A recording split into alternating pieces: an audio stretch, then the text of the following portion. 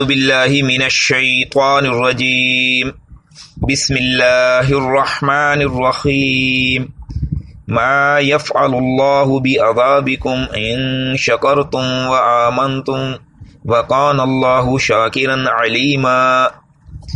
یہ آپ کے سامنے سورہ نساء کی 147 نمبر آیت تلاوت کی ہے۔